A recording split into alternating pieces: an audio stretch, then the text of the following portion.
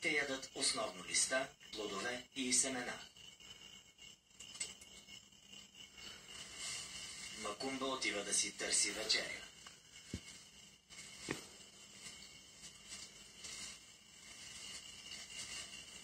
Понякога най-добрата храна се намира в съседство. Днес той открива малко сечище,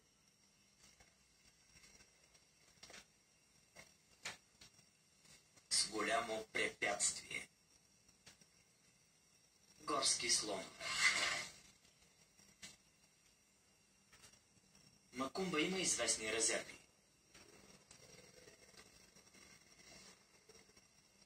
Слоновете нападат, ако се почувстват застрашени, а той и семейството му нямат шанс срещу тях.